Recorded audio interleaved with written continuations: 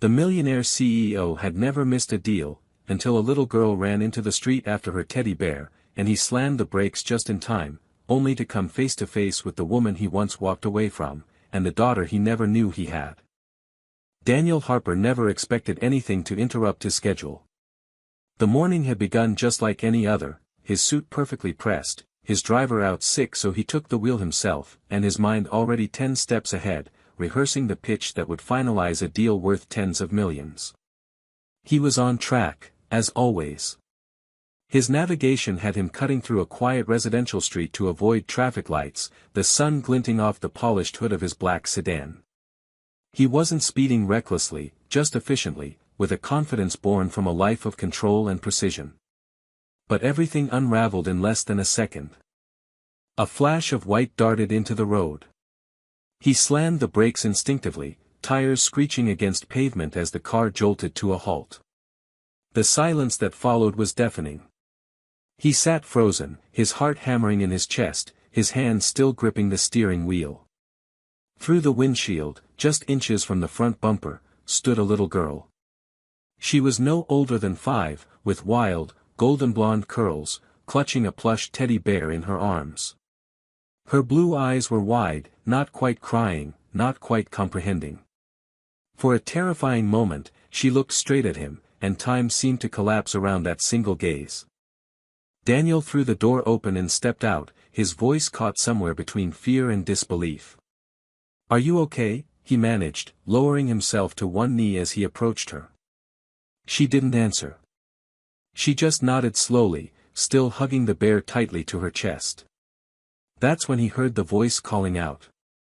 A woman, panicked but controlled, rushing toward them from the sidewalk outside a small cafe.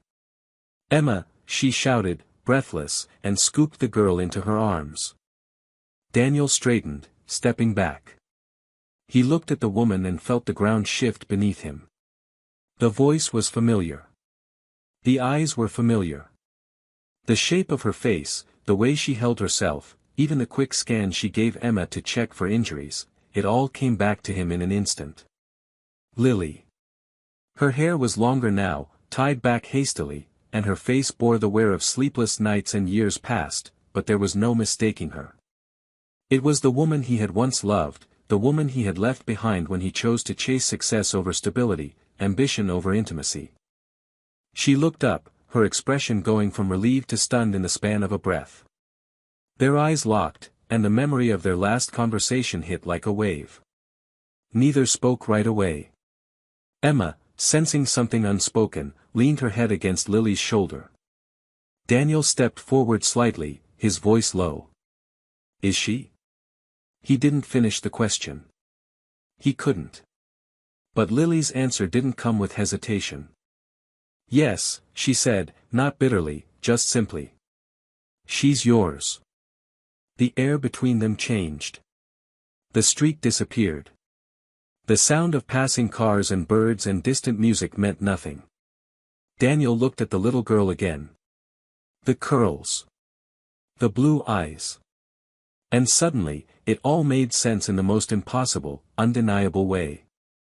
Daniel stood frozen in the middle of the street, the sound of his heartbeat louder than the hum of passing traffic or the soft murmurs of morning around them. Lily's words echoed in his mind with staggering force, "She's yours." He didn't even notice how tightly he was gripping his car keys until they bit into his palm. Across from him, Lily adjusted her hold on Emma, who still clutched the stuffed bear as if the morning's chaos hadn't quite registered. The child glanced between them, confused but quiet, and Daniel suddenly became aware of how absurd and exposed the moment was, taking place in the open air with the past colliding into his present like a crash he hadn't seen coming. "I think we should go somewhere to talk," Lily said after a moment, her voice steady but guarded. Daniel nodded, not trusting himself to speak just yet. She gestured toward the cafe she had come from, the one with its name stenciled across the window in faded gold. It looked like the kind of place that hadn't changed in a decade, and as they stepped inside, Daniel couldn't help but think how far away he was from boardrooms and conference calls. They slid into a booth by the window, the waitress recognizing Lily and bringing her a mug of coffee without asking. Daniel declined anything. His hands were still trembling slightly, and he didn't want to show it. Lily sat across from him, Emma nestled beside her with a coloring book and a small box of crayons the waitress had brought over. The girl had settled quickly, comforted by proximity and routine, while the two adults faced something far less manageable. Daniel watched Lily quietly for a moment, noting the changes, lines around her eyes that hadn't been there before, the calm weariness of someone who had been through more than she ever should have alone. She didn't rush to fill the silence, letting him sit with the weight of what she had said. "You didn't tell me," he finally said, not accusing, just stating. "You didn't even try." "I wrote you a letter," she replied. "More than one, actually. But I never sent them. Every time I tried, I told myself you'd moved on. That you wouldn't want this. That it would only complicate your life. So I stopped trying." Daniel felt that truth settle in his chest like a stone. Part of him wanted to argue, to say he had a right to know, but a louder part knew she had made an impossible decision in the absence of support. He had walked away first. He hadn't called. He hadn't looked back. "I thought about you," he said, his voice lower now, more vulnerable. "So many times. I thought you'd be better off without me." Lily gave a small, tired smile. "I was. For a while. Then I wasn't. But I managed. Emma has everything she needs. She's loved, she's safe, and she's never once asked why she doesn't have a dad, because I never let her feel like she was missing anything." Daniel looked at the girl, now completely immersed in her coloring, her tongue poking slightly out in concentration. He tried to imagine her first words, her first steps, every little moment he had missed while he was busy flying between cities and sealing contracts. "She's perfect," he said, almost to himself. "She's strong," Lily agreed. "And smart. And stubborn, which is definitely from me. But the rest? The eyes, the way she notices everything, those are all you." He turned back to Lily, overwhelmed. "What happens now?" "I don't know," she said, honest and unapologetic. "I didn't plan for this. I didn't think we'd ever see each other again. But if you want to know her, really know her, it has to be on her terms. And mine. No disappearing. No half measures. She doesn't need someone who shows up once and then vanishes when it's inconvenient." "I won't vanish," Daniel said quickly, and for the first time in years, he meant it with complete clarity. "I'm not going anywhere." Lily studied him for a long moment, her green eyes searching his face for any sign of old intentions or new doubts. Whatever she saw must have reassured her, because she nodded slowly. "Okay. Then we'll start with small steps." She reached into her purse, pulled out a folded piece of paper, and scribbled an address. "We're at the park most afternoons after school. If you show up for real." Daniel took the paper, folding it carefully and slipping it into his jacket like something sacred. Outside, the day had brightened, but inside the cafe, the world had already shifted. He looked at Emma one more time before standing. She didn't look up, but he whispered, "I'll see you soon," and meant it. As he stepped out the door, the sharp scent of coffee and something sweeter followed him, and for the first time in a long time, Daniel Harper didn't feel like he was heading to a meeting. He felt like he was walking towards something that might finally matter. The next afternoon, Daniel stood at the edge of the park, his hands buried deep in the pockets of his coat, watching the playground from behind a row of tall hedges. The note Lily had given him with the park's address was folded twice in his wallet, its corners already soft from how often he'd opened it that day. He had cleared his entire afternoon schedule, a fact that would have shocked his assistants if he'd told them why. But he didn't. He wasn't ready to explain this to anyone. He was still trying to understand it himself. From where he stood, he could see children running across the grass, chasing each other, parents sitting on benches with coffee cups and tired eyes. There was laughter, squeals, the sharp clang of the swing chains, the clatter of sneakers on pavement. And there, near a blue and green jungle gym, was Emma. She was crouched in the sandbox with two other children, using a plastic shovel to build what looked like a castle. She wore a purple jacket and a bright yellow bow in her hair. Daniel didn't move right away. He just watched. She looked so small from this distance, but every movement, her determined expression, the way she gently brushed sand off a friend's shoulder, was filled with an energy that made his chest ache. He'd missed 5 years. That reality sat heavy on his shoulders. Every first word, every birthday candle, every tear over a scraped knee.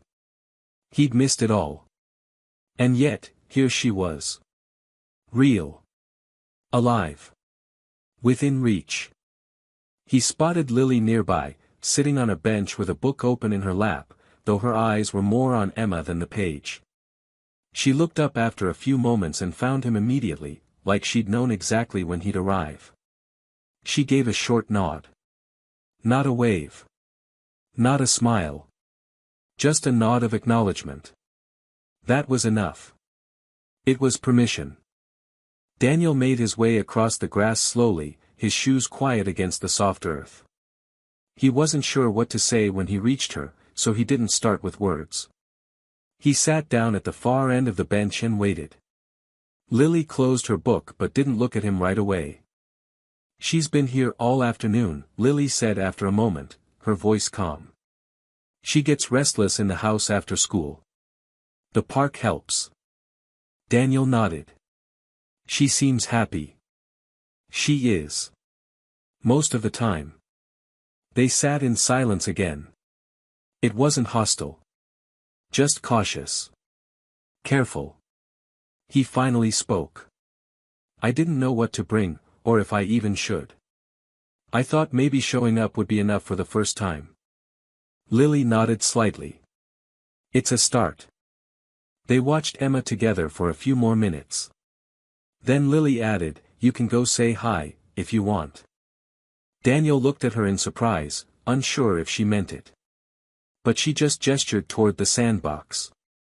"She doesn't know you yet. But she's curious. She asked who you were yesterday, after we left the cafe." "What did you tell her?" "I said you were someone who wanted to get to know her. And that if she wanted, she could decide when and how." Daniel swallowed, unsure how to process the mixture of hope and fear rising inside him. He stood and walked slowly to the sandbox, kneeling a few feet away so he wouldn't seem too close, too sudden. Emma looked up from her sandcastle and stared at him. Her bright blue eyes were even clearer up close. "Hi," he said softly. "I'm Daniel." She blinked at him, then tilted her head. "That's a grown-up name." He smiled. "It is. I'm a grown-up." She thought about this. "Do you like sand?" "I do. Especially castles." She looked down at her structure and nudged a crumbling tower with her shovel. "This one's not very good." "I think it's pretty great," he said. "Better than any castle I ever built." She studied him for a moment longer, then scooted slightly to the side. "You can help if you want. But don't mess up the bridge." "I won't," he promised. He picked up a small plastic bucket and began helping her fill it with damp sand. They worked quietly, side by side. She didn't ask who he was or why he was there. She just let him in, tentatively, like someone opening a door just enough to peek through. That was enough for now. When Lily called her a little while later, Emma looked up and waved at Daniel. "Bye," she said simply, before running off. Daniel stayed kneeling in the sand long after she left, watching her go, feeling the weight of the world shift just a little more into place. He hadn't been ready yesterday. He wasn't sure if he was ready now. But he was here. And somehow, that was already changing everything. Over the next week, Daniel returned to the park every afternoon, each time arriving a few minutes earlier than the day before, just in case. The first few visits were quiet. He didn't bring gifts or try to force conversation. He simply showed up, sat at the edge of the sandbox, and waited until Emma acknowledged him. At first, she mostly watched him from the corner of her eye, occasionally offering a comment about her sandcastle or asking if he'd seen a butterfly she spotted nearby. But with each day, something shifted. She began to save a place for him next to her, handing him a bucket before he even sat down. She told him about her school lunch, her favorite stuffed animals, and how she liked the moon more than the sun because it didn't make her squint. Daniel listened, nodded, and added just enough of himself to show her he cared without ever taking up too much space.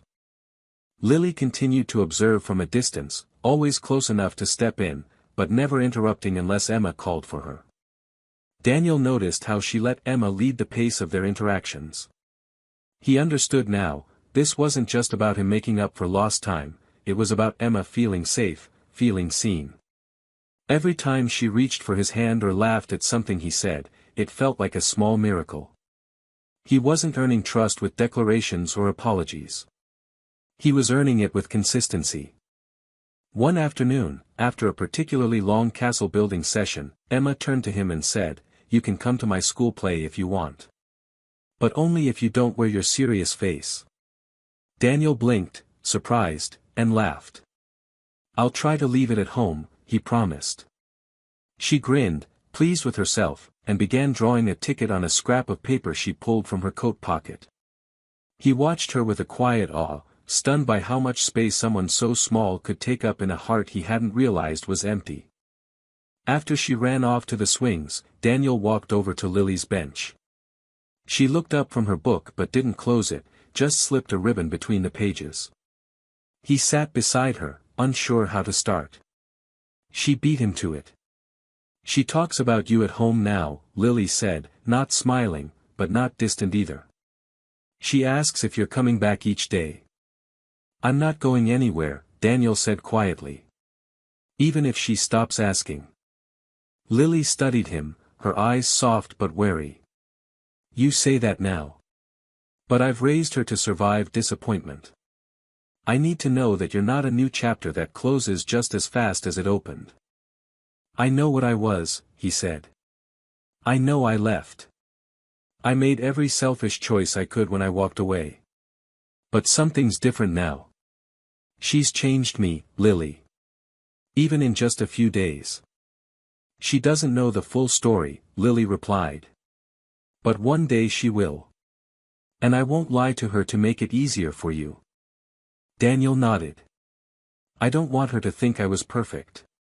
I just want her to know I'm here now, and that I won't run." They sat together for a while, saying nothing.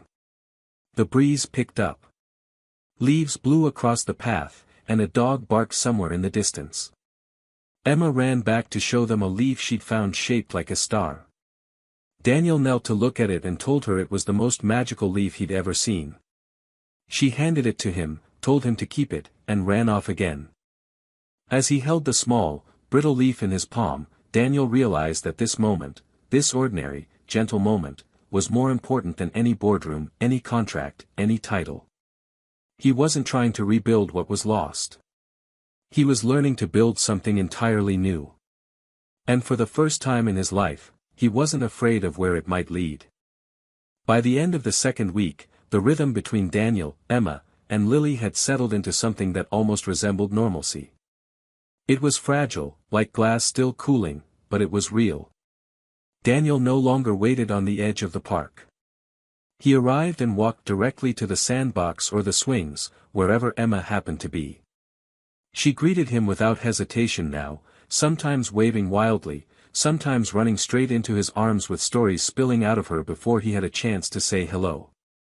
It was in those unguarded moments that he saw the truth of her trust beginning to take shape, the way her eyes lit up when she spotted him, the way she reached for his hand naturally, not as a test but out of instinct. It wasn't about forgiveness anymore. It was about belonging. One afternoon, Emma brought him a picture she had drawn, 3 stick figures standing under a big yellow sun, one taller than the others, and all 3 holding hands. Daniel felt something unsteady rise in his throat when she pointed to each one and named them. "That's me. That's Mommy. And that's you. You have the tie." He looked down at the drawing, then up at her, and all he could say was thank you. She beamed and said he could keep it.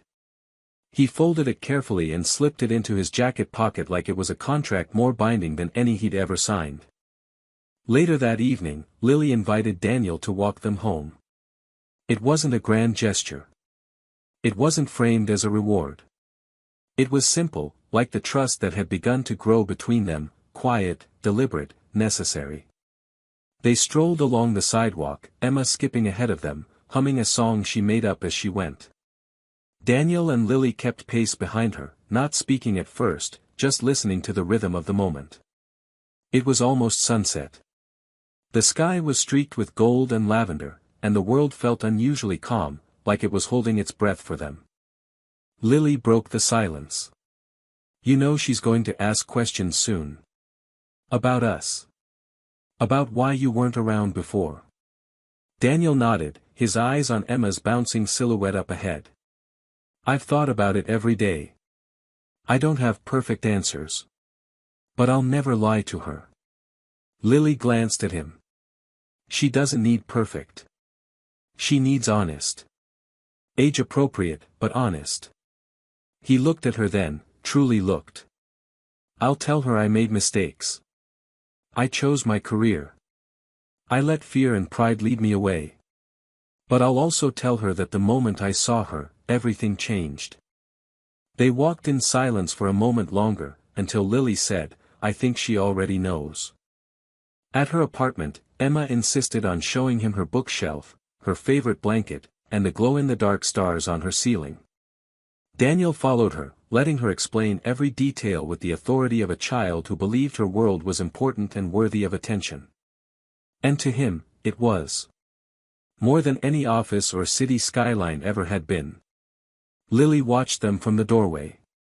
Her arms were crossed, but there was no tension in her body anymore. Just observation. Maybe even something close to peace.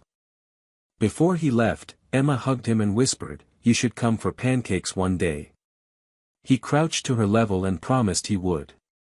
She looked at her mother for confirmation. Lily didn't say yes or no.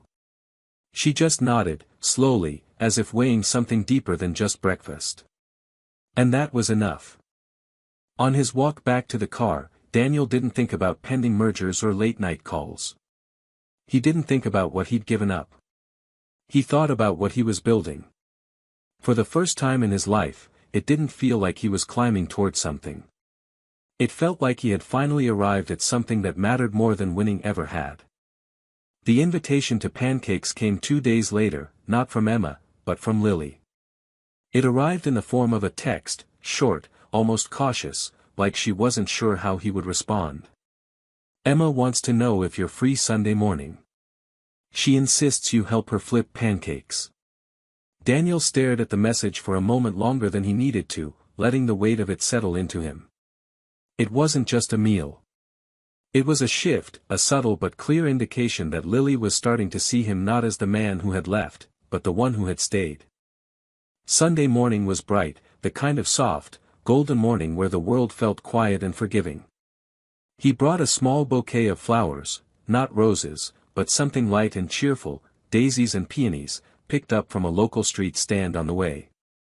He also brought a new spatula, wrapped in tissue paper and ribbon, because Emma had told him during one of their sandbox chats that hers was wobbly. When Lily opened the door, she looked surprised by the gesture, but she took the flowers without comment, setting them in a mason jar on the kitchen counter while Emma squealed with delight over the spatula. The kitchen smelled like vanilla and cinnamon, and music played softly from an old speaker tucked behind the toaster. Emma stood on a small stool in front of the stove, already wearing an apron that nearly reached her ankles. "You're late," she announced dramatically, pointing at him with her finger dusted in flour. "I had to stir the batter all by myself." Daniel raised his hands in surrender and grinned. "I'll make it up to you with the perfect pancake flip. No burns. No splashes." Emma looked at him with narrowed eyes. "You better." They cooked together, the three of them navigating the tiny kitchen like they'd done it 100 times. Lily moved around them with practiced ease, offering directions without needing to raise her voice.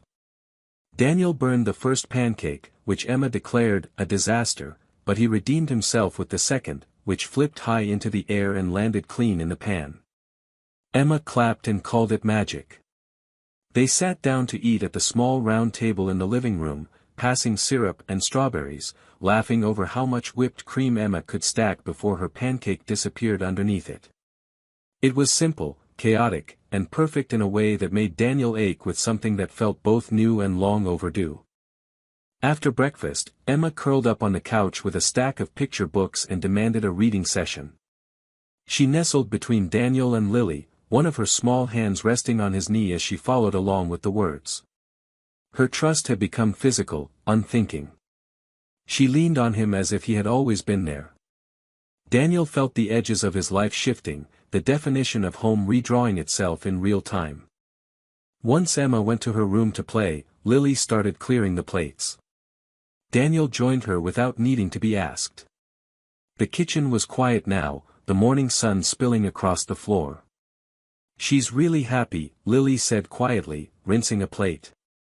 She hasn't smiled like this in a long time. Daniel dried the plate and set it aside, then met her eyes. Neither have I. Lily looked at him for a moment, and something softened in her expression. I'm still scared, she admitted. Not just for her. For me too. You're here now, and it's good. But it's also fragile. I've built everything around protecting her from being let down. I know, he said. And I'm not asking you to pretend I didn't fail you before. But I want to be here. For her. For you, if you'll let me. And not because I feel guilty. Because I want this. She studied him, then nodded once. We'll see. Just don't disappear. I won't. They finished the dishes in silence, but it was the kind of silence that no longer felt tense. It was the silence of two people sharing a space, a task, a moment. When Daniel left later that afternoon, Emma hugged him tightly and asked if he could come back next Sunday. Lily didn't answer for her. She just looked at him and said, "We'll keep a seat open." And in that simple gesture, Daniel felt the first glimpse of something he hadn't dared hope for. Maybe, just maybe, this wasn't temporary. Maybe this was the beginning of a life he hadn't known how much he needed. Daniel's visits became a part of their routine, not every day, but often enough that Emma no longer asked if he was coming, she simply expected him. He showed up with sidewalk chalk or paper crowns, helped with homework that involved more glue than actual learning, and patiently listened to Emma explain the rules of games she made up on the spot and changed halfway through. Lily observed it all quietly, intervening only when needed, but Daniel could feel the difference in her. The walls she had kept up for so long weren't gone, but they were lower now, more like a fence than a fortress. She smiled more easily, laughed sometimes when she thought he wasn't paying attention, and no longer double-checked her watch the moment he walked through the door. On Thursday evening, Lily invited him to stay for dinner without Emma prompting her. It was a small thing, but to Daniel, it felt monumental. He brought groceries, nothing fancy, just pasta, garlic, and the makings for Emma's favorite cheesy bread. While they cooked, Lily let him chop vegetables, though she teased him for the way he held the knife, joking that he looked like he was negotiating with the onion instead of slicing it. Emma sat at the table drawing on napkins, announcing that they were now in a restaurant called Mommy's House, and Daniel was the official bread taster. He played along without hesitation. Later, while Emma watched a cartoon in the next room, Daniel and Lily sat on the balcony with mugs of tea. The evening air was cool, the sky bruised with fading streaks of pink and purple. For a while, neither of them said much. The silence was comfortable now, no longer filled with what-ifs or unspoken blame. It was Lily who finally broke it. "You've changed," she said softly, not looking at him. "You're not the man I said goodbye to 5 years ago." Daniel leaned back in his chair, letting the weight of that truth settle between them. "I hope not," he said. "I was selfish. I was so obsessed with proving myself that I didn't know how to be there for anyone else." "You weren't a bad person," she replied. "You just weren't ready." And I couldn't wait for you to figure it out while raising a baby alone. I know, he said. And I don't expect you to forget that. But I want you to know that I'm not here just for Emma. I mean, I am, of course, but I'm also here because I never stopped thinking about you. Lily turned to face him then, her green eyes calm and steady. Do you think it's possible to pick up where we left off? He shook his head. No. And I don't want to. I want to start where we are. You're not the same person either. You're stronger now. And so am I. She didn't answer right away, but she didn't look away either. I'm scared, she finally said. Of giving you this space again. Of what it would do to her if it didn't work. I am too, he admitted. But I'd rather face that fear than walk away again and wonder what we could have had. They sat there as the sky darkened completely, the soft hum of the city below them. Eventually, Emma padded onto the balcony in her pajamas, hair messy, holding her bear. Can he tuck me in tonight? She asked, her voice small but sure. Lily nodded without hesitation, and Daniel stood, swallowing the tightness in his chest. He followed Emma to her room, pulled the blankets up to her chin, and sat beside her while she told him all the things she still needed to do tomorrow. When her eyes began to close, she reached out and took his hand. Are you going to stay forever now? She mumbled, already halfway asleep. He didn't know how to answer that with the weight it deserved, so he said what he could. As long as you'll let me. Her fingers didn't let go. When he stepped back into the living room, Lily stood there waiting, arms folded not in defense but in thought. She walked up to him and, without saying a word, pressed a kiss to his cheek. Good night, Daniel, she whispered. And for the first time in years, he didn't walk away from the door wondering if he belonged. He knew he did. Sunday came with the kind of early spring light that made everything feel a little softer. The windows of Lily's apartment were cracked open to let in the breeze, and the smell of waffles drifted through the rooms along with the sound of Emma humming in the kitchen while she arranged her collection of syrup bottles like precious treasure. Daniel arrived before she had even asked, carrying a paper bag filled with strawberries and a small bunch of tulips he'd picked out for no real reason other than the fact that he knew Lily liked flowers that didn't beg for attention. When Lily opened the door, she didn't look surprised. She just stepped aside to let him in, as though he had always been expected. Breakfast unfolded like it had the week before, full of jokes and flour smudges and Emma insisting that her bear get his own plate. But something was different. Not louder, not more exciting, just steadier. They moved around each other easily, comfortably, like three people who had stopped pretending they weren't becoming something more than what they had been. When Emma spilled juice, Daniel caught the cup before it rolled off the table. When Lily needed the cinnamon, he passed it without her asking. There were no glances filled with hesitation, no pauses where explanations once lived. There was only now. Later, after the dishes were done and Emma was distracted with a puzzle on the floor, Daniel and Lily sat together on the couch, their knees just barely touching. Neither of them spoke for a long time, but it wasn't silence that needed to be filled. It was just quiet, the kind that made room for something better than words. Lily leaned her head against his shoulder and he didn't move, just took a slow breath and let it settle into the space between them. She spoke first, and her voice was soft, but sure. I think she knows, Lily said, watching Emma twist a puzzle piece into place. That this is different. That it's real now. Daniel nodded, his voice low. I know it too. They talked then, not about the past, but about what came next. About school field trips and dance recitals, about how Emma had started writing her name with a backwards E and insisted it was better that way. They talked about routines and nights he could take her to the park, about dinners that might happen more than once a week. And at some point, without making a decision or declaring anything official, they both knew that whatever had existed between them 5 years ago was gone, and what had taken its place was something far stronger. As the afternoon sun warmed the floor beneath their feet, Emma climbed up beside them on the couch, crawling between them with the confidence only children have when they know they are entirely loved. She held her bear in one hand and Daniel's shirt in the other, resting her head against his chest without asking. He looked at Lily, and she gave him a small, tired, honest smile. One of those smiles that says everything without needing to speak. That evening, Daniel didn't leave right away. He stayed through dinner, helped Emma brush her teeth, and sat beside her bed as she told him stories she'd made up in her head. When she finally fell asleep, her tiny hand still wrapped around two of his fingers, he sat there a little longer than he needed to.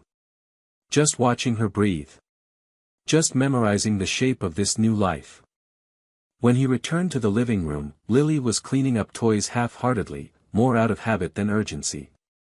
Daniel helped, picking up a crayon, a sock, and finally the paper with Emma's drawing from days ago, the three stick figures holding hands. He looked at it and then at Lily. "I don't want to go back to being someone who only visits," he said quietly. "I want to be here. Every day. Every night. If you'll let me." Lily didn't answer right away. She walked over, took the drawing from his hand, and set it gently on the table. Then she looked up at him, her eyes full of everything they had been through, hurt, strength, forgiveness, and something that had taken its time to return, hope.